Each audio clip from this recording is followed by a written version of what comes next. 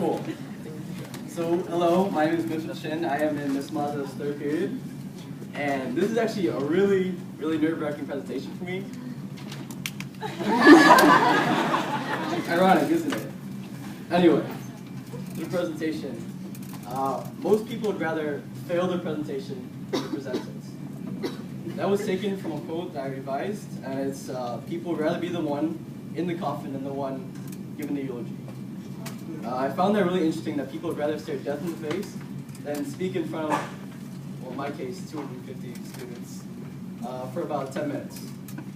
Public speaking is something that made me tremble for the past 8 years. All those book reports, history fairs, science fairs, projects, they just haunt me whenever I reminisce about them. I may only have to stand in front of them for my classes for about 5 minutes presenting, but those are a long and grueling 5 minutes. Every time I come up here, all I can think about is, what are they thinking of me? Are they laughing at me? Do I look all right? Did I forget to zip up my pants again?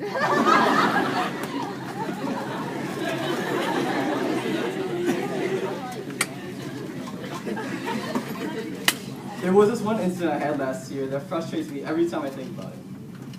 Many of you probably know about it. It was an AP language competition last year.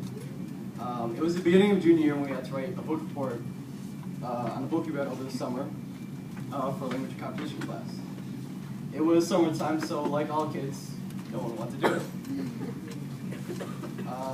So I just kind of put something together real quick and got it over with and put it out of sight. That was a big mistake on my part that I will regret later on. As the day came closer to the beginning of school, I realized I was getting kind of nervous. But I kind of just shook it off because I'm Mitchell Shin. I can just wing it and I'll be okay. Everything was not alright. When I was presenting, I was shaking, I was sweating, my knees buckled, and I couldn't speak. Every time I tried to just utter a sound, like I would choke on the air. I completely messed up and underestimated myself.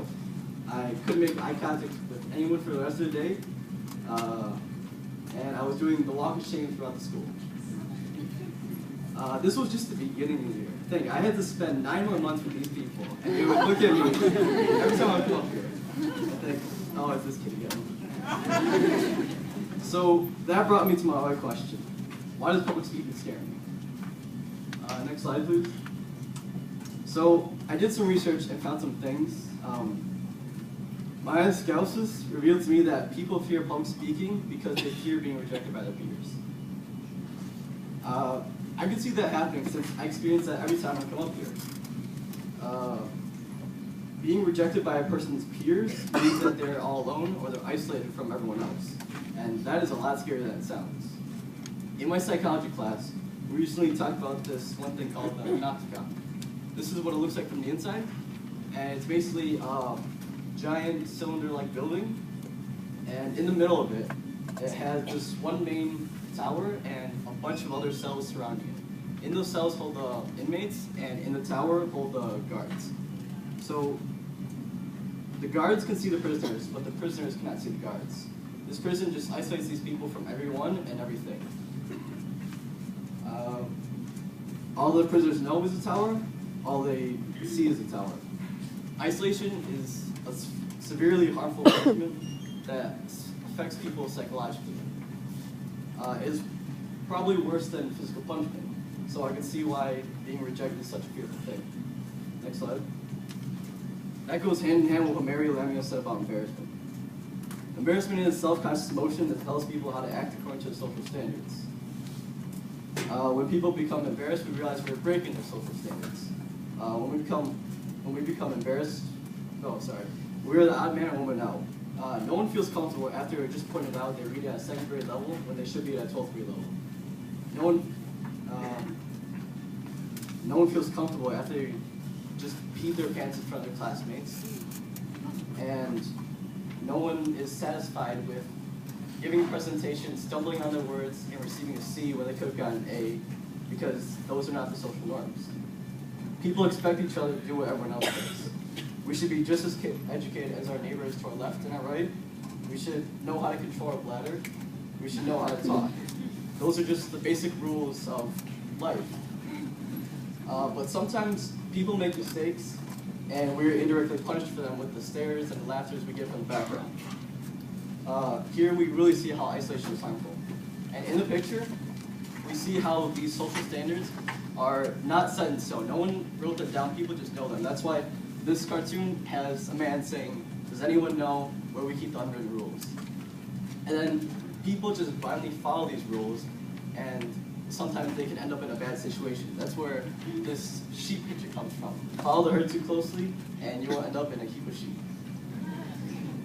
Next slide, please. So now we're going to take a biological perspective from Doug Hope.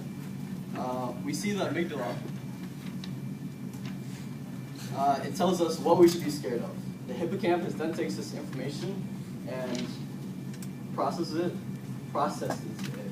and modifies any pre-existing information we have to add this to a list of fearful things.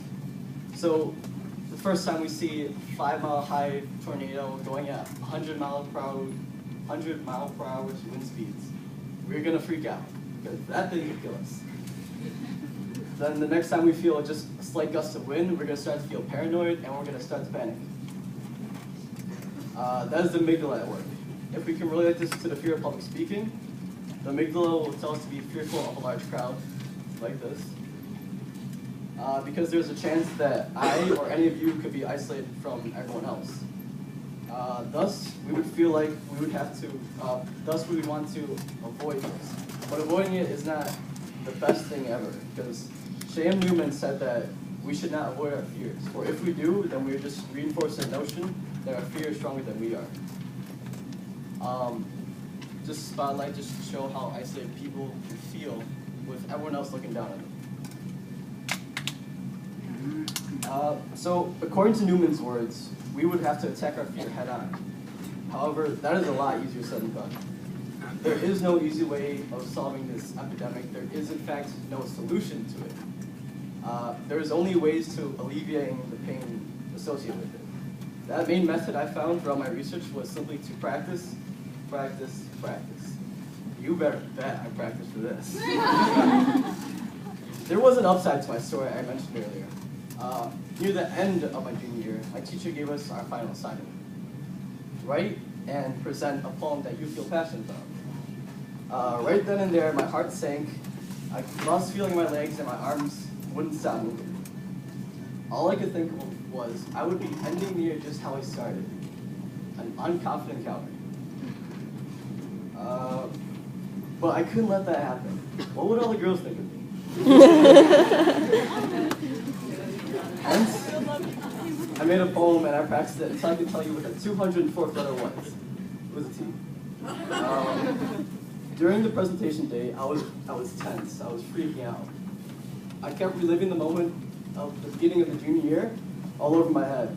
Just like last time, I would be standing in front of a crowd and people would be laughing at me secretly, making judgments, and I would feel really uncomfortable. Before I knew it, I was in front of class, and I was actually speaking. Can you believe I was speaking? So, and the best part was, whenever I made a joke, whenever I tried to be funny, people laughed with me. That was awesome. At that moment, I learned how to be a little more understanding of people's feelings. Everyone shares fear, everyone makes mistakes. People may not be conscious of it, but we all want to be accepted. People need to have more respect and empathy for each other. Practice does not make perfect, but it does improve your skills a great deal. Thank you.